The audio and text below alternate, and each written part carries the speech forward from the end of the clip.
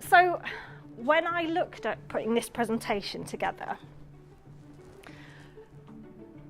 I kind of did some research, as Paul has done as part of his. And what is the biggest problem between agencies and clients, you know? And it comes down to this, is that they don't understand each other very well. They have no understanding of each other's challenges, and they kind of sometimes don't talk the same language, and that causes some issues in terms of how you manage those relationships from a supplier point of view, and also what the client gives you in terms of information. There's a bit of a mismatch, and I think that's really, really true. You know, it's things that I've definitely seen throughout my career in terms of the challenges and the issues that crop up inevitably when you're a service provider. Everybody kind of agree with that? Does that kind of resonate? Yeah? Good. Right. It's true, right? So, how many times have I heard one of these phrases throughout my career? I would be quite rich, to have loads of nice handbags and shoes. But it crops up, doesn't it? And it comes down to what we were saying on that earlier slide. It's because there's a lack of understanding between both parties.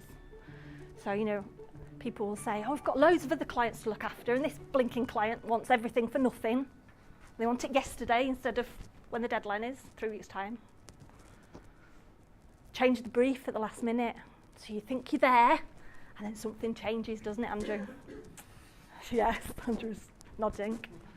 And then they take ages to get back to you, don't they? So you get to the point where you've done the work that you need to do, you've sent it over, and then nothing. It's tumbleweed for ages, and that affects your billing and all sorts of things that impacts on the revenue of your agency and your business. And those can you just requests that come in.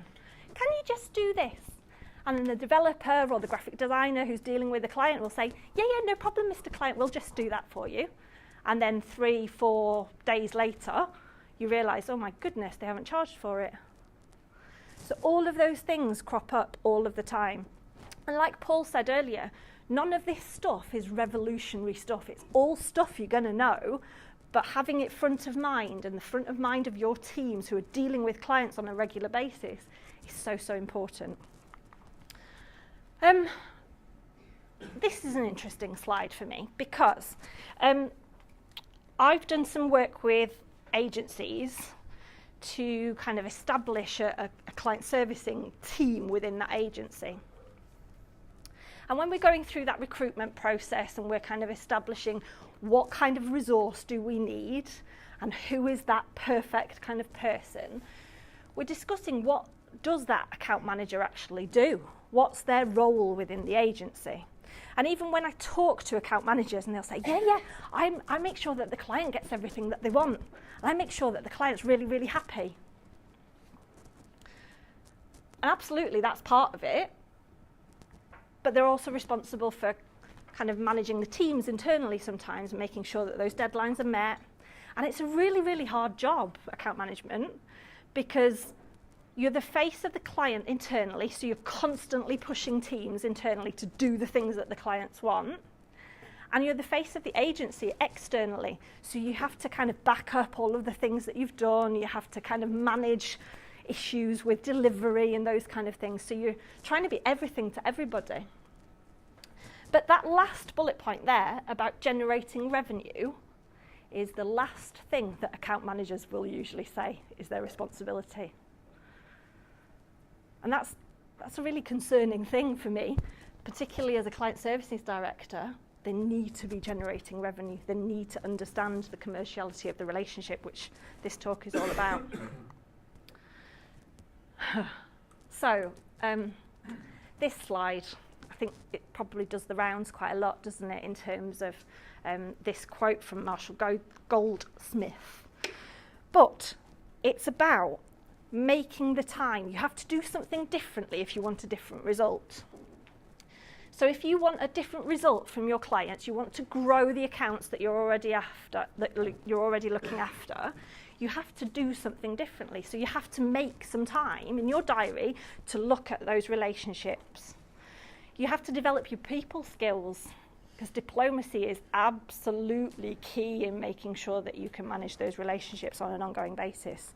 And you consistently, as Paul said, have to have one eye focused on growth of the business. So it's not all about keeping the client happy all the time. You have to have one eye really sharply on that revenue and the pipeline and all of the commercials that are associated with it. So it's about what you can do differently in your business at the moment. What you're doing now won't help you leverage those relationships necessarily. Happy clients, that's what we want, isn't it? Because it makes our lives so much easier. And particularly because we are service people, we love to service our clients and we live to serve. That's what we do. We want to make sure that they are happy. But it's about nurturing those relationships and about making sure that you're positioned as that expert within the business. That you've got to be that confidant that the client trusts. Because if you haven't got that and you haven't got a really good established relationship, then how are you going to sell more services to them? How are you going to leverage that relationship? How are you going to solve the challenges that they have? It's about being that trusted expert, about being that reliable advisor to your clients. So it's absolutely about making your clients happy. But importantly, it's about revenue as well. We're all here as business owners wanting to make more money for our businesses, essentially, make more profit, generate more revenue. And account management teams and people that are delivering the work within your agencies need to understand that. So it's about, as Paul said earlier, selling more of your services to the clients that you're looking after. So I had a conversation very recently with one of my clients now who said, oh yeah, and the client didn't realise that we did something else. They'd been pigeonholed into doing the work that they're already doing with that client because they weren't conversing, they weren't engaging with the client, so the client's not going to know. So they're not maximising the opportunity that they have available to them to sell more of their stuff.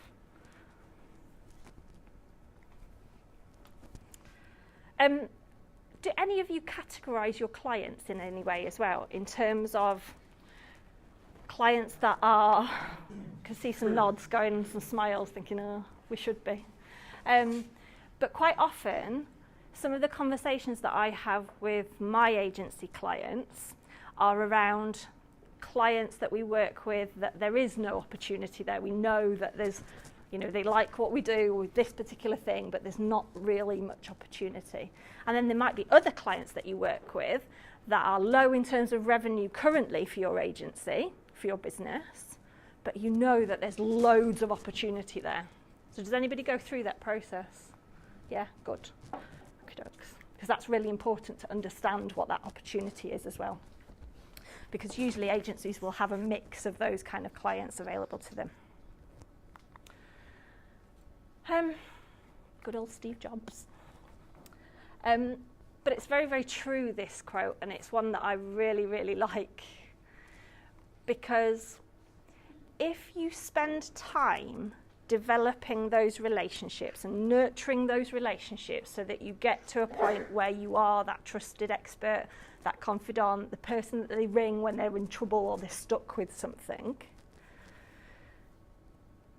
you're in a really privileged position because you understand that client's organisation, that client's business and that client's challenges in exactly the same way as they do. And you can help solve those problems and even spot them before they can, because they're so focused on their own job in their own business, they can't see it from an external point of view. So it's really, really important, and it's engagement with clients and how you engage with them. So it's all great saying, yeah, we need to be close to our clients and we need to be this trusted expert, but how do you actually get there? Because that's the challenge, isn't it? Because we all know we need to have close and good relationships with clients. So how do you take it from good to great? Because as you sit there now, you might think that you're doing a great job for that client. and it's ticking along and the work that you're doing's fine and you're delivering things on time and on budget for that client. But are you asking for that feedback back from the client? Is their understanding of good service the same as yours? And fairly often that's not the case. So sometimes I have conversations with agency owners who've said, oh, they've resigned that account. Well, why? Well, we thought everything was fine. And it's because they've not engaged with the client. Their understanding of what's great service is very, very different to what the client actually needs. So just have a think about those kind of things in your business at the moment, whether you're asking for that external feedback and how you're getting that feedback from clients. So whether you're running satisfaction surveys, whether you're meeting with them regularly, are you asking those kind of proactive questions to take that service from being good to being great?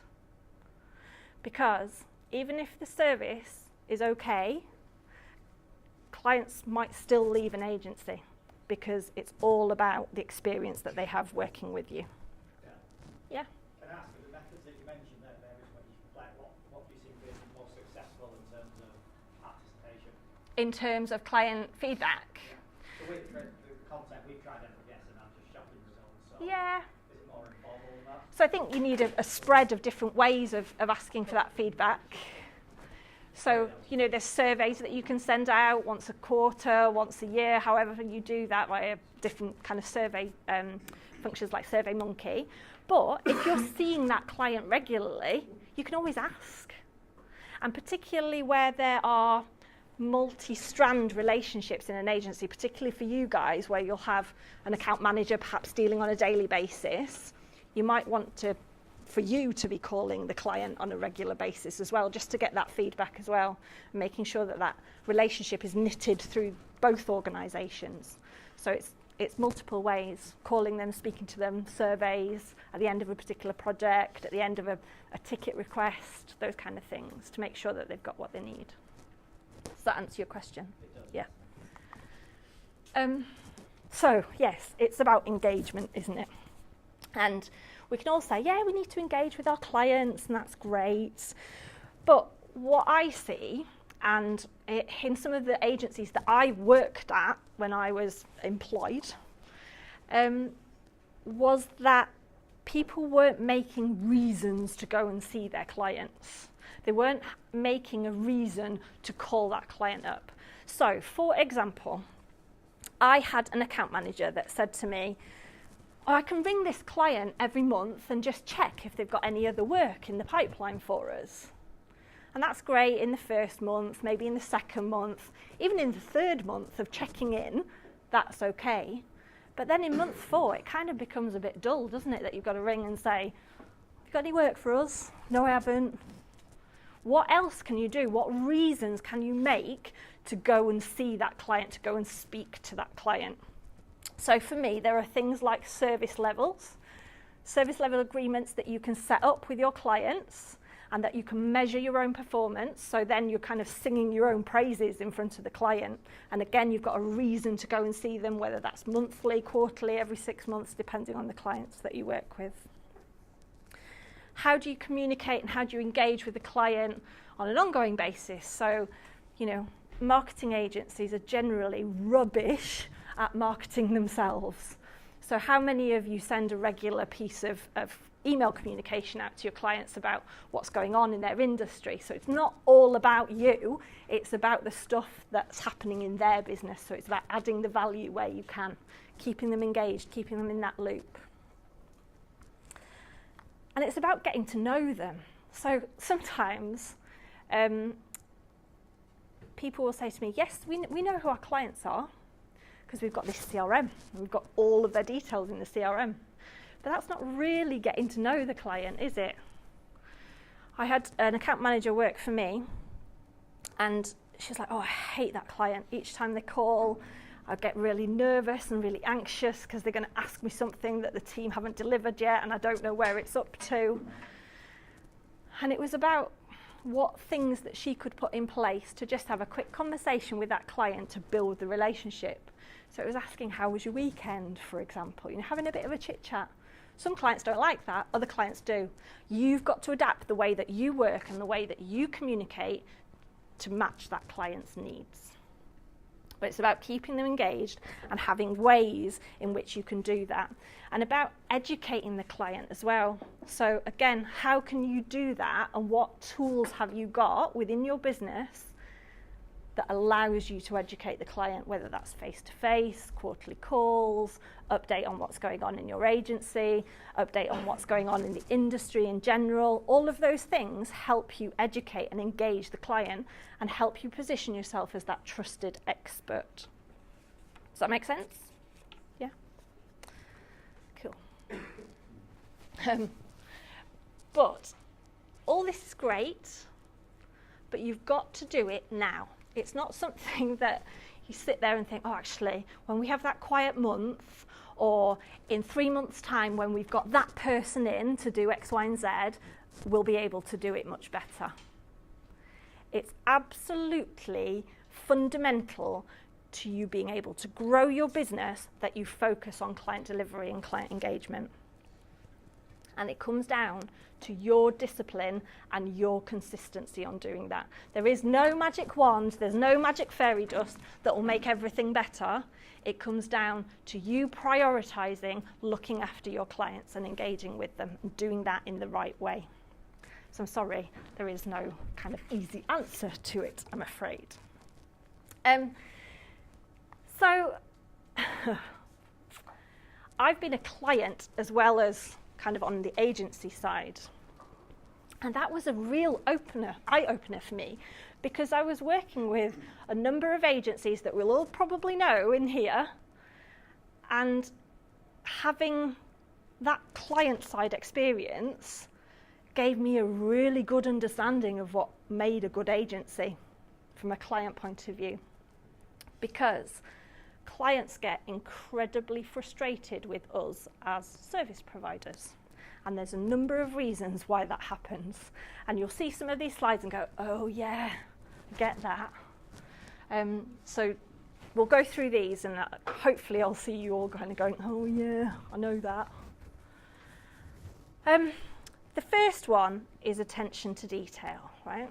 So again, this is really obvious, right? We all know we need to have attention to detail when we're dealing with our clients. So please, please, please, in order to help you progress to being this trusted expert and this confidant, make sure that your teams have great attention to detail. So check phone numbers on like landing pages, on creative pieces, eyeball the data that you're about to send to the client, check that the URLs are actually live and it does link to the right place. Because if you don't do that, you're not making the client's life much easier, are you? And then you have no opportunity to kind of sell more stuff because you can't do the stuff that they're given to you properly yet.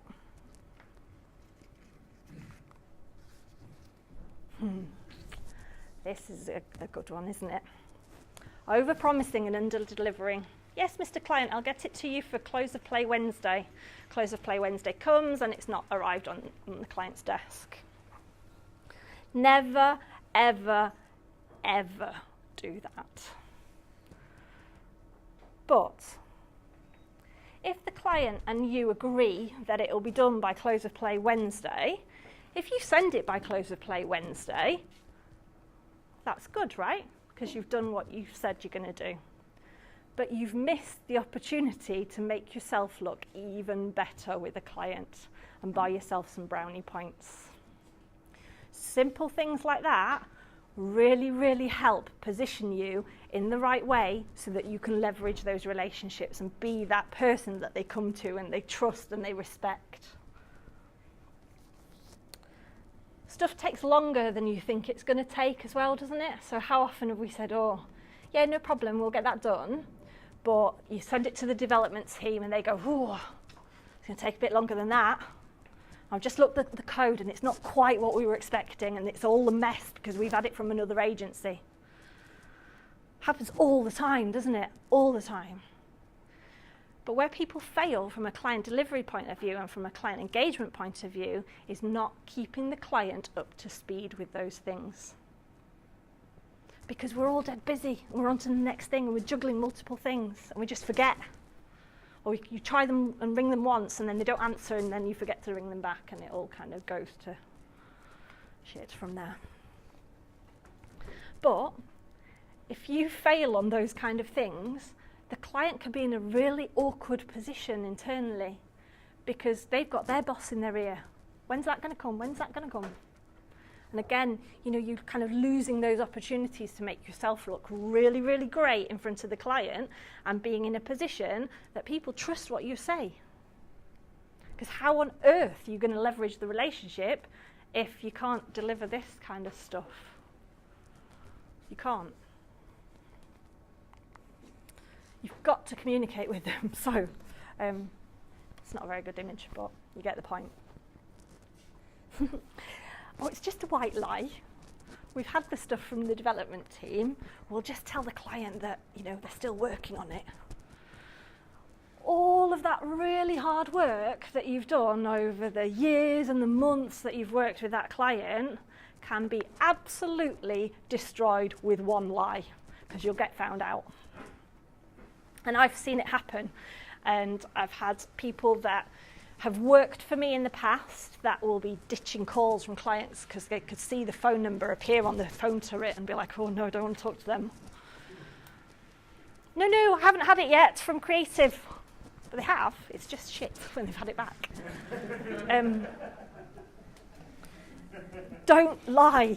It's far easier to tell the client the truth and be really open and be really honest.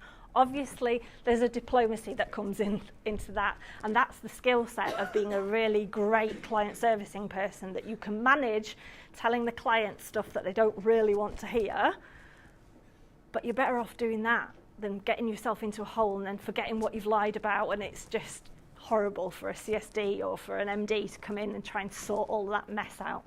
So please, please, please don't lie to clients. Surprise! It's quite nice to have a surprise if it's your birthday, but if it's a client that gets an invoice with a cost that they weren't expecting, it's not so nice a surprise. But I realise that the scope of work changes on things quite often, so what they've briefed isn't actually what they want.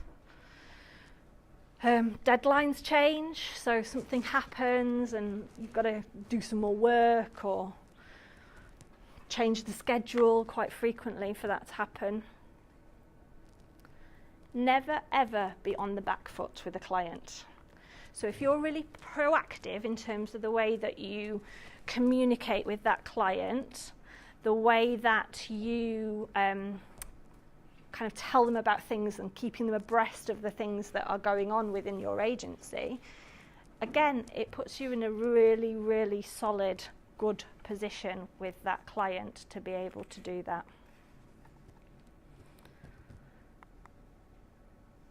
So Paul shared some really, really interesting stats at the beginning. But the one that massively stands out to me, Paul, is that one around retention. That there's 18% or something like that, wasn't there, of people that have some focus on client retention. And that should be really scary for all of you sat here today. Because if one of your competitors is in that group of 18% of organisations that focus on client retention and nurturing those relationships, and you don't, they can whip that client from under your eyes really, really quickly.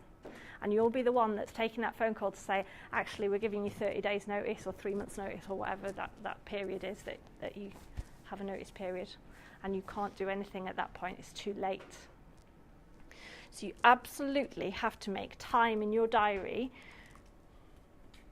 to engage with your clients, to look after them, to nurture them. And there's obviously that balance, isn't there, between clients that are profitable for your business and for your agency, and clients that are quite hard work, so you don't get that same joy and that same kind of pride from working with that particular client. It's a really fine balance, and that's part of the work that the guys at MAP will do with you, to understand the commercials of which clients are most profitable to you. But it's down to you to work out how much opportunity there is. You'll know those clients, and if you don't spend and invest the time getting to understand them, getting to understand what those challenges are for them, you're never going to be able to grow your business and leverage those relationships that you've already got.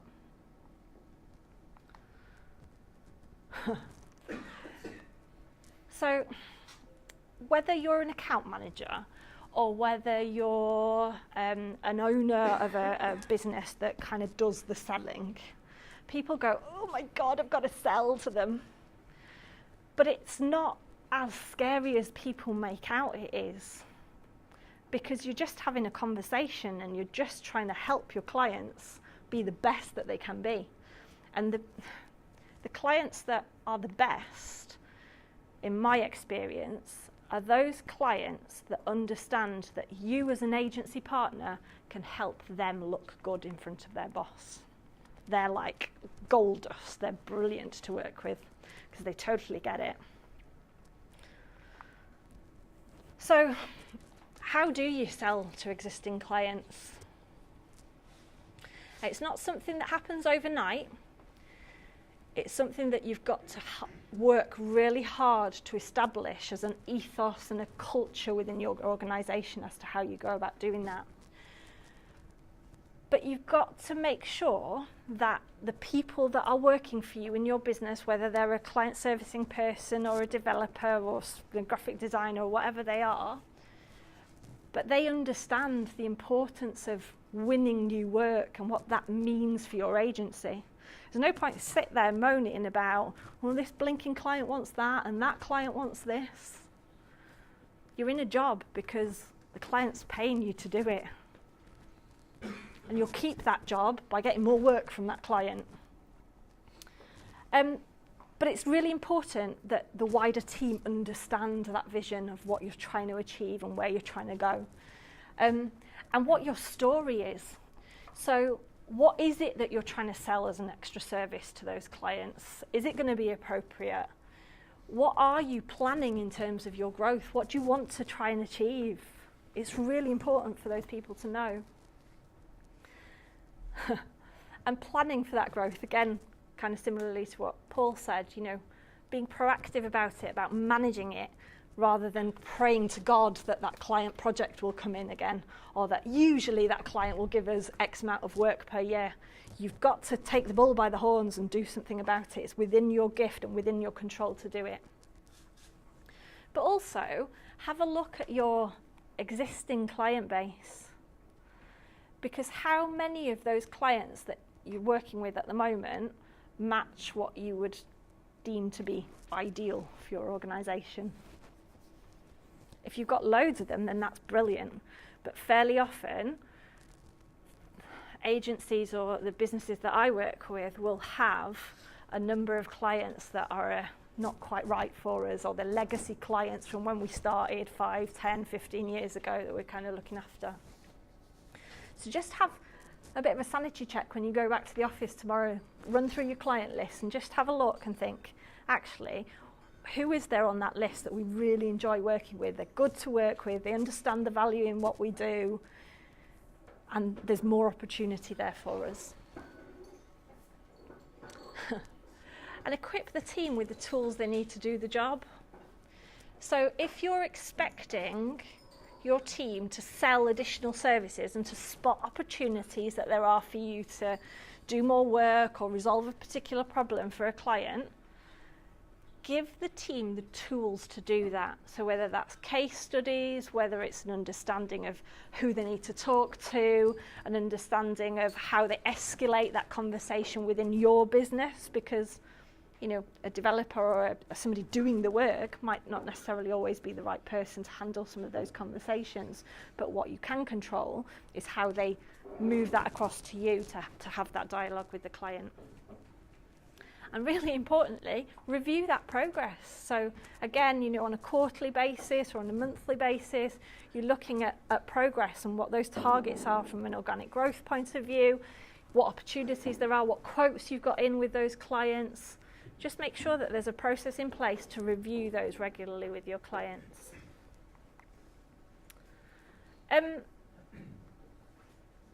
these books might be really useful for you if you're a bit of a bookworm and like kind of a number of books on your bookshelf that, like me, you might not read for ages and then pick them up every once in a while. These 4 books are really great from an account management or from a client servicing point of view. So that book from Ken Blanchard is part of a series called 1 Minute Manager or something like that. It's dead easy to read, and it's about how you move service from just being good to being great and create those advocates within your business and within the client's business. There's a book called The Art of Client Service as well, which is, again, kind of what it says on the tin. It's very focused from an ad agency point of view, but there's some really, really good, useful bits of information in there. Again, what clients really want, we've alluded to some of it on there earlier. But again, that's a really interesting book to read, and you can kind of pick it up, read a couple of chapters, and then put it back down again. And then is there anybody here that's been to Disney or Disneyland or one of those kind of experiences? Disney make you feel great, don't they, when they go? And it's all about the experience that you have with Disney. And it, you know, even if you've not been, you kind of know what you're going to get when you go to Disney. And that book there is all about that customer and that experience that people have when they go to Disneyland, and how the principles that they adopt within Disney can be relevant to businesses as well. So that's it. I hope some of that is useful for you. None of it's revolutionary, as I said, but it's about keeping it front of mind, about the things that you can do within your business that are quite easy to do, really, but you've got to have a plan in terms of doing them. So yeah, if there's any questions, then feel free. But yeah, cool.